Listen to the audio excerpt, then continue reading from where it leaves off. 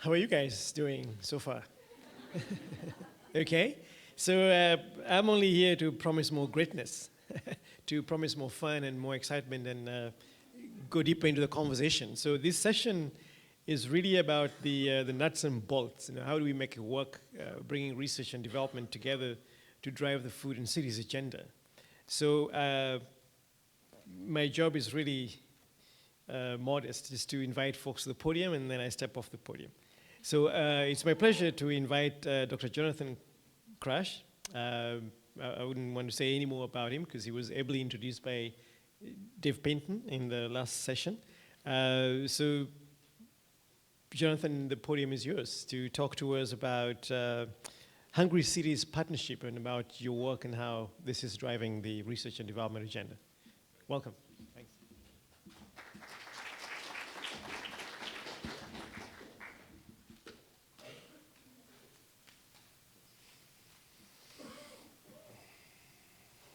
Thanks, Alex. And thanks very much to the organizers of this great event and also for inviting me to come. And I'm actually delighted to be here because there's clearly some kindred work going on here. And there isn't a lot of work, I don't think, being done in the urban food space globally. And so it's nice from that point of view to be among friends. I'm also seriously jet lagged, having just got back from South Africa, but I hope I can keep standing for at least the 20 minutes that have been given to me. I've called my talk Researching the Crisis, and it really is about how researchers can position themselves in what I referred to earlier as this sort of missing link, this missing space between SDG 2 and SDG 11, the food security and hunger SDG, and the urban. And I was asked to speak specifically about one of the initiatives that I've been involved in, which is ongoing, which is what we call the Hungry Cities Partnership. And that's really what I'm going to do today. I mean, there'll be a little bit of discussion of our findings, but really I just want to lay out for you a more like a sort of a vision of what it is we're trying to do in this particular network. Let me start, though, with some images, just to give you some sense, as we start out, before I tell you what my outline is, of the complexities of the question of urban food systems. These are 5 images from a recent trip I took to Maputo and what's known as the poverty belt. Mainly informal parts of the city and housing the vast majority of the city's population. Firstly, Maputo, despite the poverty and the food insecurity, has one of the highest densities of advertising of foodstuffs. And that advertising is dominated by the processed food and beverages industry. So on a typical apartment in downtown Maputo, this massive Coke sign. Here are some informal vendors, and the informal vendors are quite a big part of the Hungry Cities story. So a typical stall on the streets or in the markets of Maputo consists of 2 things side by side. And it's very nicely illustrated by this particular photo, I think. On the one hand, you'll have very nice looking fresh produce, in this case oranges, bananas, none of which is actually produced in Mozambique. itself. Maputo is the capital of Mozambique, but imported, often by informal cross-border traders from South Africa, so produced on large commercial plantations. And then on the other hand, also imported from South Africa is what we might just, for want of a better term, call the junk food side of the store. Okay. And wherever you go in this city, you see this juxtaposition all the time. Here we got there's a lot of children participating in the informal food economy, and so we've got two young girls here who are actually preparing sort of cakes out of corn, but hanging down all around them are bags of chips and candies that they're also going to market at the same time. Outside every single school within Maputo, you find these sorts of stalls, again, often run by children. This is this one here. And all they're selling is junk food to kids who come off the school property and buy in recess. And I mean, I asked somebody, well, why isn't there fresh produce here? I mean, and I was told, well, a child is given a certain amount of money to spend at school every day. And an apple will cost 5 metikash, whereas for 1 metikash, they can get a little plastic wrap of a cheese puff, knick-knack type of thing. So that is the dominant lunchtime food for these kids. The final picture here is it's a vendor in one of Maputo's 7 or 8 markets, and as you can see, she's selling chicken. And the packaged chicken here is kind of soft to the touch. I mean, it's frozen, but soft to the touch. And I said to her, okay, so if you don't sell this, what do you actually do with it? Throw it out? No. We take it back, we refreeze it overnight, and we bring it back the next day and try and sell it. So that's one curious and alarming aspect of this. But the second was, interestingly, if you look more closely, you can't see it on this photo, at where this chicken comes from. It doesn't come from Maputo at all. In fact, cheap imports of chicken have just about not destroyed, but severely curtailed the poultry industry in Maputo. It's product of, anyone like to guess? Brazil. Product of Brazil via the Middle East. Okay, so that's the kind of food chain that we're seeing in this informal market. So it stretches way outside Mozambique into neighboring South Africa, but even further afield, as far afield as Brazil. Okay, so that's just to whet your appetite. I'm going to suggest to you there's several key propositions of the current global food security agenda. I then want to say that it's only a problem if there is an urban food security crisis, because it's not addressing that crisis. And then I'll introduce you quickly to the Hungry Cities Partnership and the kind of things we're trying to do, and as researchers trying to respond to this crisis, and then finally draw some conclusions for you. There are, I think, 4 central propositions that underlie the global food security agenda, and as I tried to suggest earlier on, I think these are going to be perpetuated under the Millennium Development Goals. The first, and it's captured in this short form of SDG 2, which is calling it zero hunger, all right? And that is that food insecurity is a problem of undernutrition, of insufficient food, calories, and nutrients. Secondly, second proposition is the vast majority of the world's 1 billion calorie deficient and 2 billion nutrient deficient live in rural areas of the South. Third, that increased agricultural production by smallholder farmers is the key to reducing hunger, undernutrition, and meeting SDG 2. And 4, failure to do this will lead to a rush to the cities, which is seen as a highly undesirable outcome. I'm not endorsing any of these positions. I have problems with all of them. But I would say these are the basic propositions, which leads to a fundamental anti-urban bias within a lot of international organizations, including IFAD, the UN IFAD.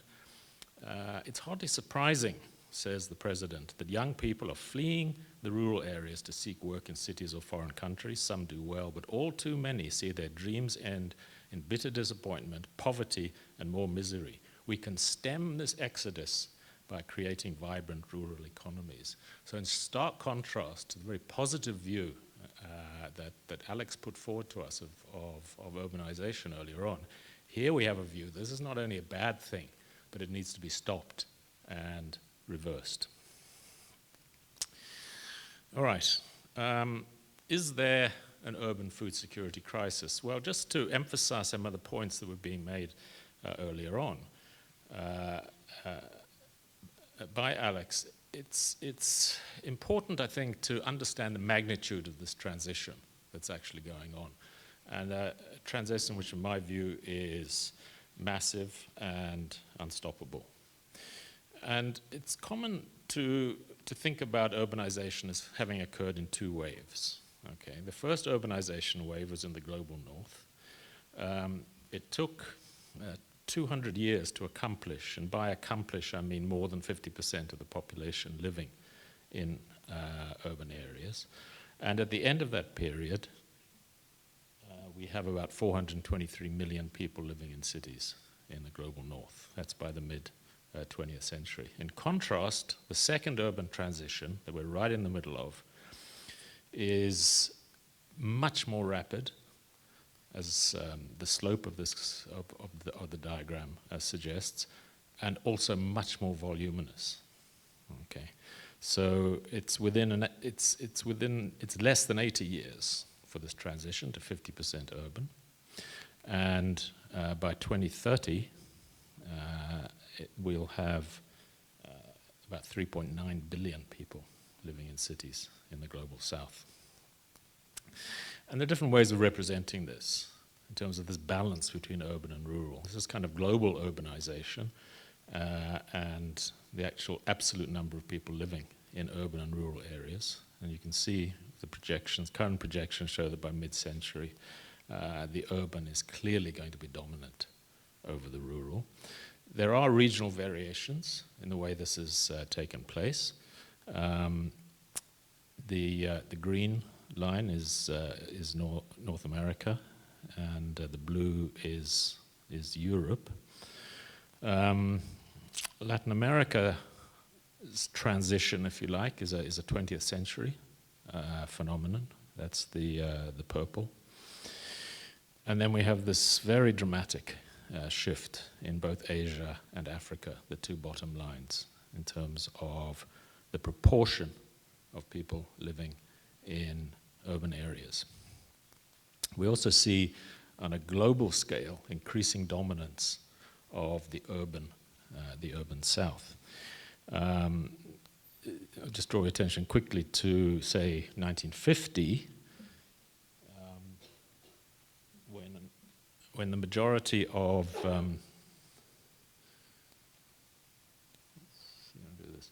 okay. So 1950, we had about 38% of the world's urban population in Europe. By 2050, that'll drop to 9%. Okay. North America, it was 15, it'll drop to 6. On the other hand, in Asia, it was 33, mid-19th century, mid-20th century, it's going to go up. And in Africa, massive leap from 4% to 20% of the global urban population. And another way of representing that for the geographers in the room is simply in terms of the mega cities at the present time. And this gives an immediate eyeball effect that the big and massively growing cities and city regions are predominantly in the global south. All right, so this is the urban transition that we're in the middle of. Is there a food security crisis?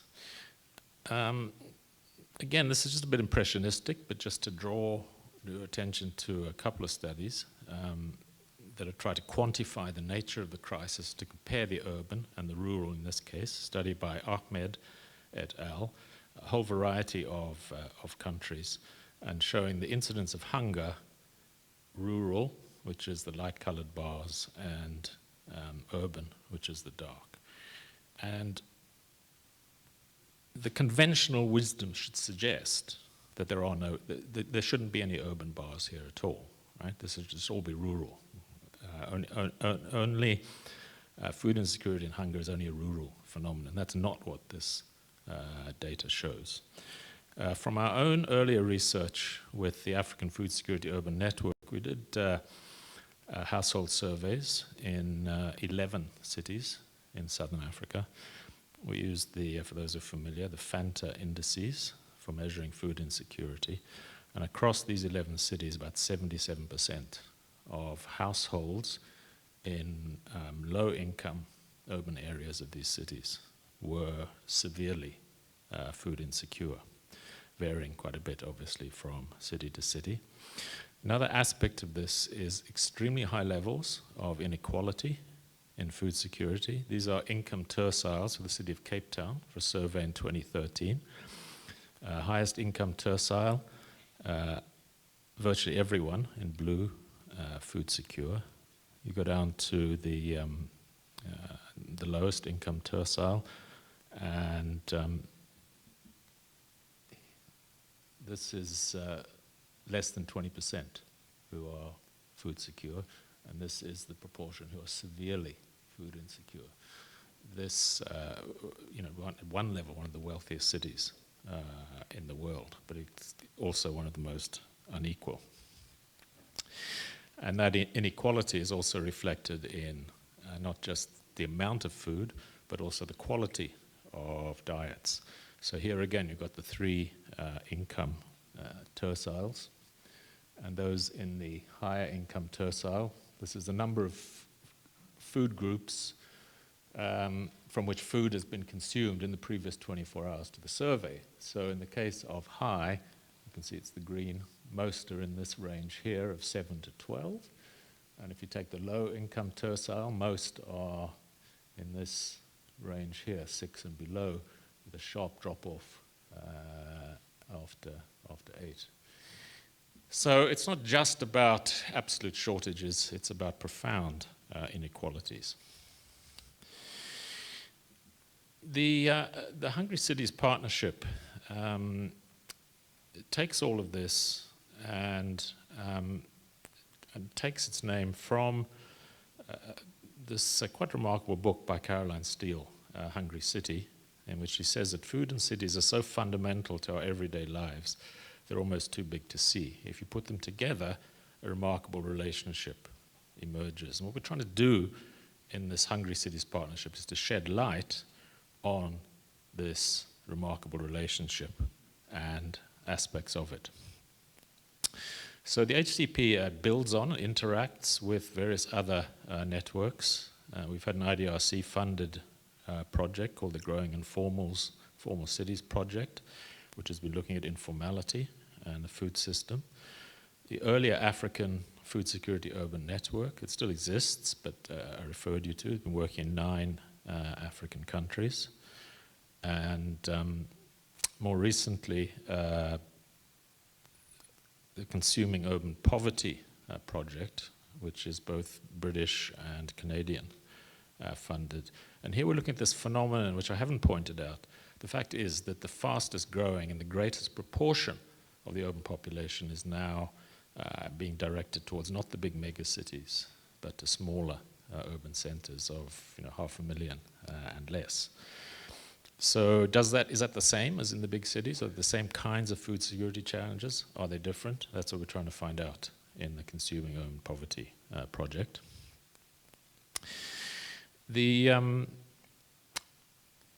What we're trying to do is the AFSUN project is very African focused. We're trying to upscale, right? And just say, okay, let's look at this more globally and try and draw comparisons across the global south. So we have partner organizations in Mexico City, Kingston, Jamaica, Cape Town, Maputo, and Nairobi in Africa, Bangalore in India, and Nanjing in China. And what we're doing is focusing really centrally on the 4 pillars of food security, but primarily access, utilization, stability. Okay, so we want to examine the levels and determinants of these dimensions to generate comparative interdisciplinary knowledge about the kind of upstream area of the food system, which is the retail space, the informal food economy in particular. Again, given the funding envelope, we're looking specifically at opportunities for women and youth to be incorporated into the urban food system as entrepreneurs and employees. There's a strong policy dimension because the informal food economy is not liked by city governments. That's a kind of common theme across the global south. And so we want to look at the policies that are enabling or constraining the informal economy. I mean, I strongly believe, and this what underlies our work both in AFSA and in hungry cities, is that this is about institutional capacitation and individual capacitation through collaborative work in a network format. And then there's actual mentoring and training of grad students and postdocs in Canada and in our different cities. We have 4 major research themes in this project, and year 1 is just completed. It's kind of a background scoping year looking at rapid urbanization, poverty, and food insecurity in these 7 cities. We are starting with some kind of global overviews of the linkages between food security, urbanization, food systems, and informal entrepreneurship. I've just mentioned a few outputs there. Secondly, doing a food system audit of each of the cities. And these will come out in a series of reports. We've just published the one on Nanjing. And then a collaborative household, citywide food security survey, random survey across each of these cities. And the last one in Bangalore is just completed. And so over the next few months, we'll be actually analyzing this massive database and putting these out as discussion papers. So that's what we've done up till this point. We're about to plan for year 2 a much more systematic look at the informal food economy, its structure, ownership, financing, and so on. The geography of small food enterprise location, patronage patterns of the informal food economy by poor urban consumers, and the nature and impact of the regulatory environment governing the informal food economy. Year 3 takes us and then hones in a little bit on the role of youth and youth entrepreneurship in the informal food economy. In particular, focusing on opportunities and constraints and levels of involvement in that economy. And then fourth, in year 4, we will look at the intersection and so-called competition between formal and informal retailing. You know, there's the different views about this, right? Those who in the early days thought that there was a supermarket revolution that was sweeping across the global south and that would put the informal economy and small vendors out of business, are having to rethink that. But we think it's time to actually re-look at that debate in the context of very different experiences of, globally speaking, of supermarket penetration and the vitality of various kinds of informality. So that's the Hungry Cities Partnership. My time is pretty well up. And I just leave you with a thought by way of a conclusion from our own particular holy text, which is Caroline Steele's Hungry City. She writes, when you think that every day for a city the size of, in her case, London, she was writing about, enough food for 30 million meals must be produced, imported, sold, cooked, eaten, and disposed of again, and that something similar must happen every day for every city on earth, it's remarkable that those of us living in cities get to eat at all. And I mean, the thought I want to leave you with is it's actually quite a Eurocentric kind of view, because the reality is that for many residents of many of the cities on earth, that is not the situation. They actually are not getting sufficient food and good quality food to eat at all. Thanks very much.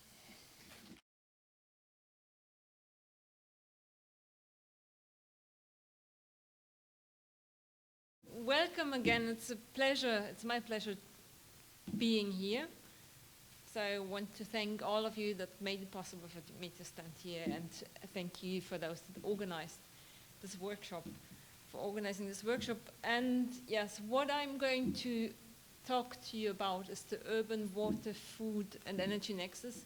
Cities are not only hungry for food, they are also hungry for water and energy. And yes, maybe just to give you a bit of my background, I'm not an urban expert, and I have not been working so much on the water, food, and energy nexus so far, but maybe this also brings me in a position of reflecting a bit of what there is behind all those talks. What I'm going to do in the next 10 minutes, hopefully, is first going to introduce the nexus, the water, energy, food nexus, which is actually quite a buzzword on the international level right now. Thereafter, I will reflect on what is really behind, what it brings. I'll introduce to you the two framings within which this nexus is thought about, and in between and at the end, I will come back and wrap it all up and also think about the role of science within all that. I think we had quite some discussions on the role of science and how we are, as scientists, trying to grapple with these complex problems. So I'll wrap up this way. So what is the nexus about? Nexus basically means connecting things, finding bridges, and so on. It has been used in philosophy since 1929, but in the environmental fields, it basically came up in 1983, where the United Nations universities talked the first time about the food and energy nexus. Thereafter, it still took some while. It actually took almost 20 years until the water, energy, and food nexus made it up to a broad international scenery. And only since 2008 you find first formal published recognition of the water, energy, and food nexus. So since then, I would say the water, energy, food nexus has been growing momentum. The FAO is quoting and saying that the water, energy, food nexus has emerged as a useful concept to describe and address the complex and interrelated nature of our global resource systems on which we depend to achieve different social, economic, and environmental goals. So one question for me behind this, is there actually anything new with regards to the Sustainable Development Goals? Some people say that the WEF actually helps to operationalize many of the issues that have been discussed with regards to the sustainable development, but I'll come back to this. Here, just to start to state, it is an important buzzword, and maybe for those of you that are experts in the food system research, I think you can think about it, whether if you start thinking about food security from this water, energy, food nexus perspective, does it bring new perspectives into the way you think about food security? Oh, that's the wrong button. So just to say, there are a couple of conferences going on. For those of you that really get interested, they can join me to Germany. There's a workshop next week on the Nexus. So welcome to meet you again in Osnabrück next week. Here I put some links here that I will make available for you.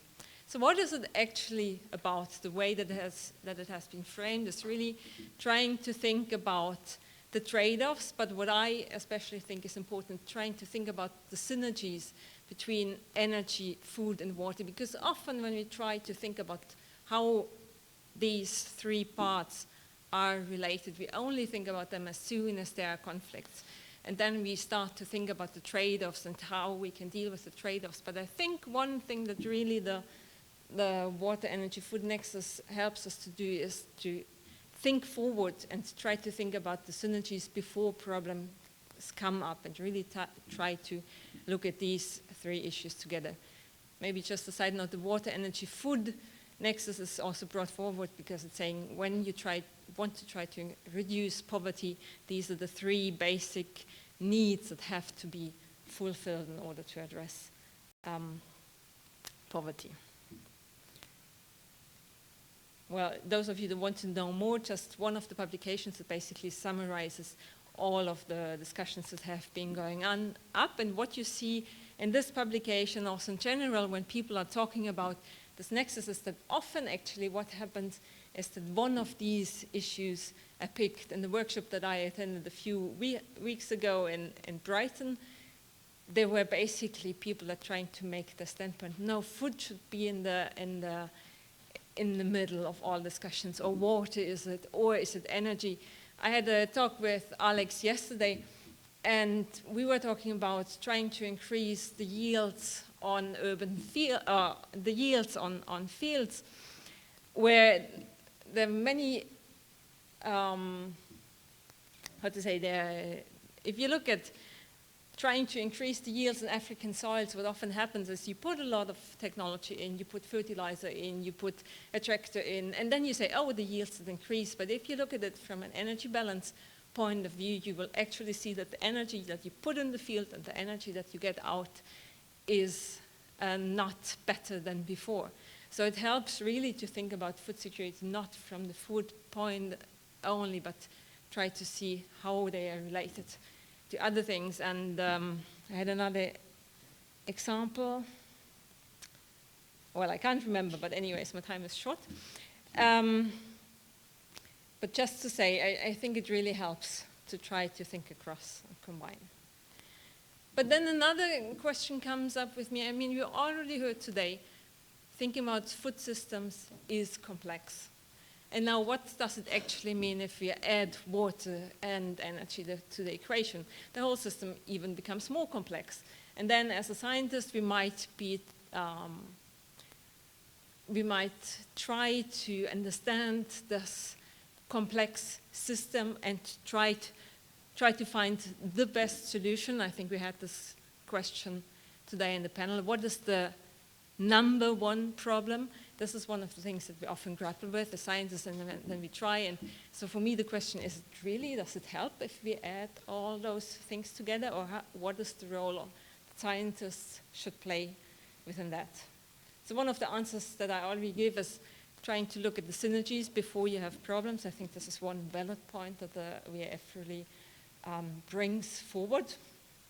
Now, when you see it, what other people working in this water, energy, food area, what they bring forward, they really say what this nexus thinking brings forward is not only looking at efficiency and increasing efficiency, but really trying to look at resource and resource recovery, looking at recycling, reusing, and restoring. And I think this is also one point now, maybe moving a bit towards the city side.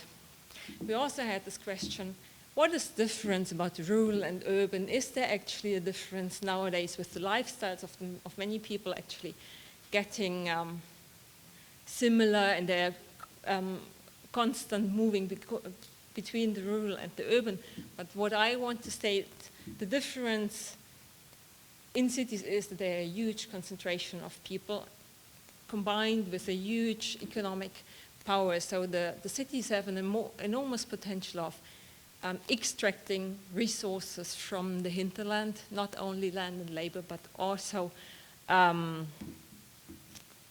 yes, but also nutrients. I think Peter Geller in his closing remarks, he thought we have to have this ecosystem view, and in a sense, cities are, I would say, they're really strong in breaking the system apart because they can attract things, and you see it in this, or let's say how cities work. They really brought in the food, for example, from the rural areas, and then the waste was maybe released in the river, whereas nowadays it's more about really trying to close the cycles within the cities and trying to make it, in this sense, more like an ecosystem and get it to work like that. And the WEF claims that they are also very good in doing that.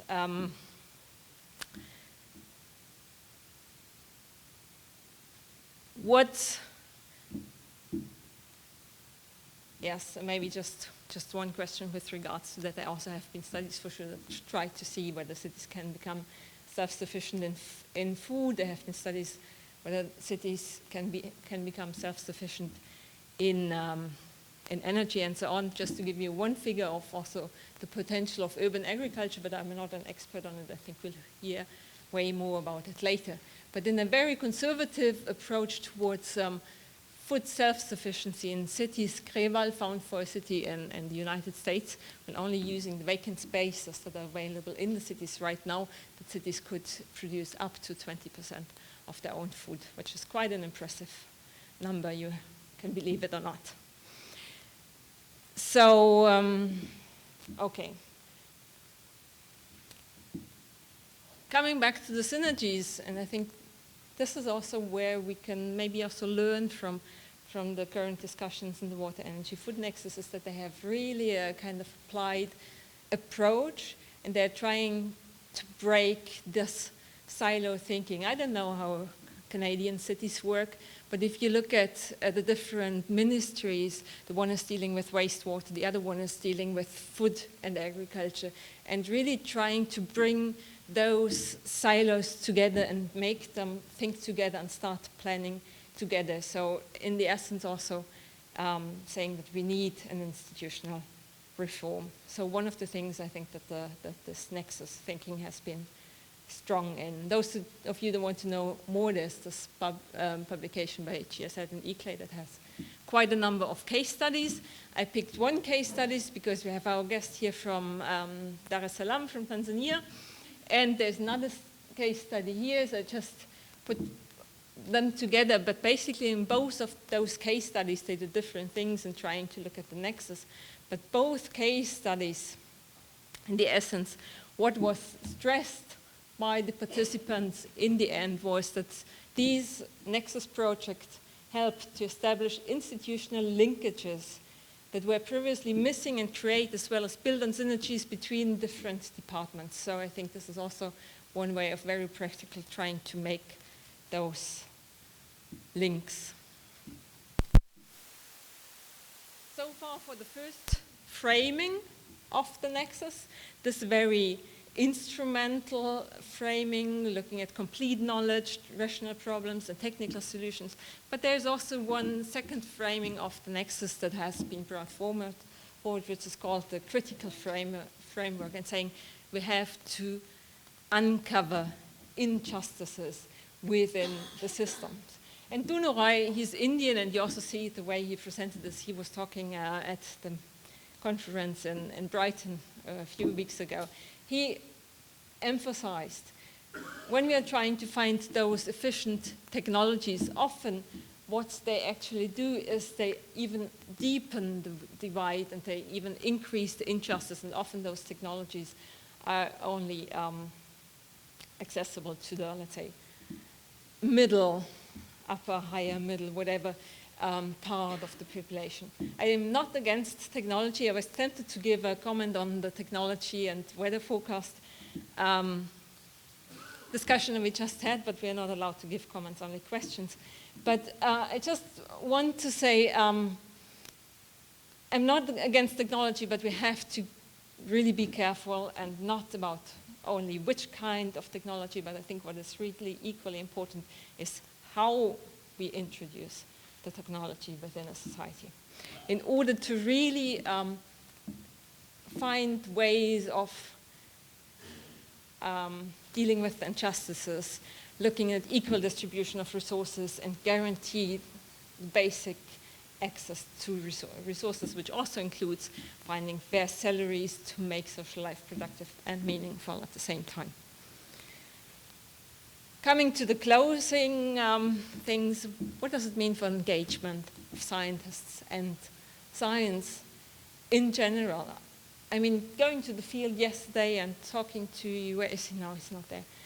Gary, about the cooperation that you have already with the public, or looking at many other examples. And I think African universities often are way better and really making this link to communities because they have to struggle with the problems in their countries. The universities in Europe, I would say, they're way more prone to end up in their ivory tower. But anyways, how can we really be, as a scientist, engaged in two ways? I think on one hand, it's also our obligation to address those injustices and not hide behind those technical, instrumental issues. But on the other hand, it's also really finding good ways of cooperating with the wider public, which also means that moving away from governance, steering, and trying to find the best solution within a given setting, but really enabling ways of knowledge sharing and enabling the empowerment of communities, which comes back to technologies. I think one of the problems of new technologies is actually that they often disempower the ones that have to deal with them because they're introduced in the wrong way. Another way, and this is my closing things more in a visualization and visioning part, I think as scientists we should also be there to start thinking outside the box, which is often challenging because we're also under a lot of pressures and anyways, but I think one of our, obligations is to really think outside the box and make other worlds visible. You have one possibility of here, just with regards to the visualizing part, thinking future cities and engaging communities, like really giving you different scenarios of how a city could look like. This is basically maybe the city that we currently have with more and more gated communities, conflicts and crime, where the richer ones are hiding behind the fence. You have this one, maybe the city that most of us think about and maybe not dream about, but yes, the image of the positive future of the city as a digital, technological one, where basically technology can save all our problems, or you have this city that's more like, I would say, an ecosystem, building on livelihoods and well-being and neighborhoods and coming together. So let me close here with this remark. I think, yes, I think one of our obligations is really to try and imagine really new cities and maybe in the essence have to think, normatively think that the real change is possible. And just coming back to another discussion that we had, I mean, many people say it's already too late. You cannot really restructure the cities and the way they are already growing in Africa because they're already big enough. They're already very huge. But on the essence, we also see that urbanization is still ongoing. And I think being there and really challenging the system and really try to create a completely new vision of a city, I don't think it's too late. So, and with that, I thank you for your attention.